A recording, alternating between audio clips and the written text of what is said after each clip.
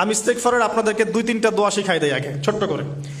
1 number, যারা একটু পড়াশোনা করেন মাশাআল্লাহ তারা এইটা পড়বেন, সাইয়্যিদুল ইস্তেগফার। সাইয়্যিদুল ইস্তেগফার আমার সাথে বলবেন, আল্লাহুম্মা আনতা রাব্বি লা ইলাহা ইল্লা আনতা খালাকতানি আনা আবদুক ওয়া আনা আলা আহদিক ওয়া ওয়া'দিকা মাস্তাতা'ত আউযু বিকা মিন শাররি মা সানা'ত আবুউ লাক বিনি'মাতিকা আলাই ওয়া আবুউ বিযানবি ফাগফিরলি ফাইন্নাহু লা ইয়াগফিরুয যুনুবা ইল্লা আনতা। এই যে আমরা গত লেকচারে বলেছিলাম যে আমাদের ইবাদতগুলো অন্তঃসার শূন্য হয়ে যাচ্ছে এই কারণে, বিকজ আমরা অর্থটা বুঝি না। এই যে দোয়াটা আপনি করলেন, নবী সাল্লাল্লাহু আলাইহি ওয়াসাল্লাম বলেছেন যে এই দোয়া পড়ার পরে যদি কেউ সকালে পড়ে রাত্রের আগে মারা যায় জান্নাতে চলে যাবে। রাতে পড়ে সকালের আগে ইন্তেকাল করলে জান্নাতে চলে যাবে। তো কি পড়লাম? আল্লাহ পাক বলছেন, নবী সাল্লাল্লাহু আলাইহি ওয়াসাল্লাম বলছেন, আল্লাহুম্মা হে আল্লাহ আনতা রব্বি, আল্লাহ তুমি আমার রব, খলাকতানি তুমি আমাকে সৃষ্টি করেছো, আনা আবদুক আমি তোমার বান্দা, ওয়া আনা আলা আহদিকা আমি তোমার সাথে যে অঙ্গীকার করেছি এর উপরে আছি, মাস্তাতা'তু থাকার চেষ্টা করছি, আমি সাধ্যমতো থাকার চেষ্টা করছি, আবুউ লাকা বিনি'মাতিকা আলাই আমার উপরে আমার যে উপরে তুমি যে নিয়ামত দিয়েছো আল্লাহ এগুলো আমি স্বীকার করছি। হে আল্লাহ তুমি আমার উপর যত নিয়ামত দিয়েছো আমি স্বীকার করছি, ওয়া আবুউ বিযানবি আমার যত গুনাহ আল্লাহ সব স্বীকার করছি। এইভাবে যদি বান্দা আল্লাহর কাছে দোয়া করে আল্লাহ মাফ করবেন না? সুবহানাল্লাহ।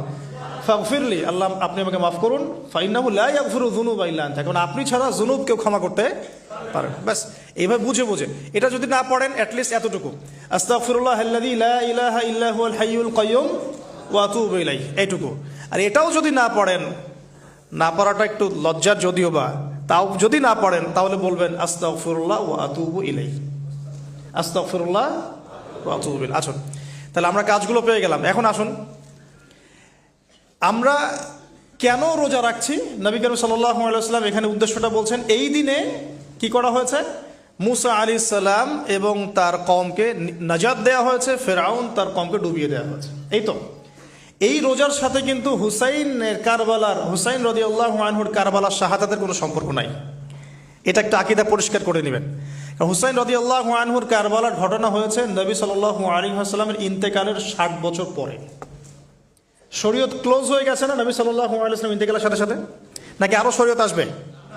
তো শরীয়তের কোনো নতুন বিধান কি এর পরেও চালু করা যাবে? এই দিনে অনেক ঘটনা ঘটেছে। এই ঘটনাগুলোর সম্পর্কে কিছু দুর্বল বর্ণনা আছে বিধায় আমি বলছি না পাবলিকলি। বলা হচ্ছে এই দিনে নূহ আলাইহিস সালামের কিস্তি, ওই যে কিস্তি প্লাবনে ভেসে ভেসে এই দিনে জুদি পাহাড়ে এসে নোঙর করেছে। এরকম অনেক ঘটনা। এই দিনে মুসা আলাইহিস সালামকে নাজাত দেওয়া হয়েছে, এই দিনে ফেরাউনকে ডুবিয়ে দেওয়া হয়েছে, এরকম অনেক ঘটনা আছে। কিন্তু এই দিনে রোজা রাখার উদ্দেশ্য হচ্ছে এই নাজাতে মুসা। এইটা হুসাইন রাদিয়াল্লাহু আনহুর শাহাদাতের কষ্টে রাখছি না আমরা, ওইটা আমাদের জন্য আরেকটা জায়গা। ওই জায়গাটা নিয়ে যে হুসাইন রাদিয়াল্লাহু আনহুর শাহাদাত, ওইটা থেকে শিক্ষাটা আমার কি? এই ঘটনাটা এই 10 মুহররমে ঘটে গেছে। এটা আল্লাহ পাকের তাকদিরে ছিল, এই দিনেই ঘটনাটা ঘটে গেছে। এই ঘটনা ঘটার আগেই নবী সাল্লাল্লাহু আলাইহি ওয়াসাল্লাম রোজা রাখতেন। এমন না যে এই ঘটনা ঘটার পরে সাহাবীরা রোজা রাখা শুরু করেছেন, ব্যাপারটা কি তাই না। মূল জিনিসটা বুঝি, তারপর হুসাইন রাদিয়াল্লাহু আনহুর শাহাদাতের দিকে যাবো ইনশাআল্লাহ। আমরা দোয়া করি আল্লাহ পাক আমাদের সবাইকে হুসাইন রাদিয়াল্লাহু আনহুর মতো সাহস, কারেজ দান করুন, তাদের মতো বীরত্বপূর্ণ ঈমান দান করুন, এবং জুলুমের বিরুদ্ধে তার মতো দাঁড়িয়ে যাওয়ার মানসিকতা দান করুন।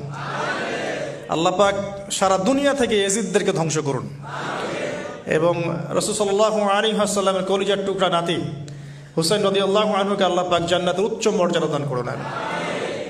তো এখানে